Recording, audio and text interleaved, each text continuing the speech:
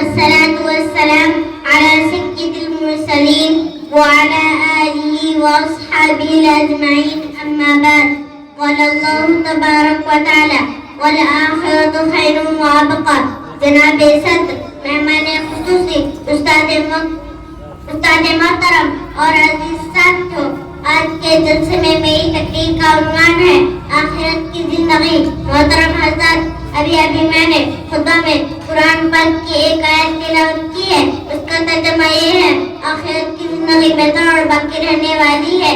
اس کی مثال اس مسافر کی ہے جو سایہ دیکھ کر ٹھہر کر اپنی منزل کی طرف چل پڑتا ہے۔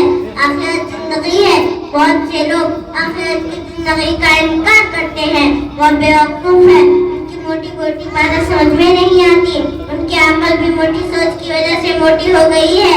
اسی وجہ سے میں آپ کے سامنے آخرت کی زندگی کے بارے میں بات کروں گی۔ محترم حضرات، یہ تصور دنیا کو جب انسان آنکھیں کھولتا ہے تو دنیا اسے چاروں طرف سے کھیلنا شروع کر دیتی ہے۔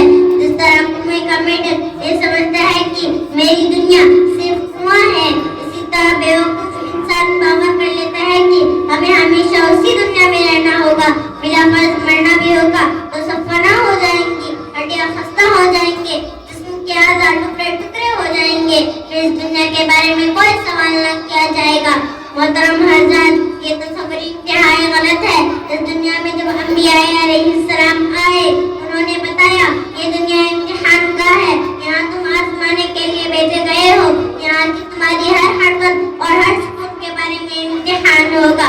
تو جس نے ایمان کے ساتھ نیک اعمال کیے ہوں گے ان کو جنت ملے گی، اور جس نے شرک و کفر کیا ہوگا وہ ہمیشہ جہنم میں جلے گا، اور ایک مرتبہ گنہگار مسلمان کو بھی اس میں رہنا ہوگا۔ محترم حضرات، اسی وجہ سے ہمیں آخرت کی زندگی کی فکر کرنا چاہیے اور اسی چند روز کی دنیا سے دل ہٹا کر اس سے دل لگانا چاہیے جو باقی رہنے والی ہے۔ اللہ ہی باقی رہنے والا ہے اور سب فنا ہے۔ اسی چند باتوں کے ساتھ میں اپنی تقریر ختم کرنا چاہتی ہوں۔ وما علینا الا البلاغ۔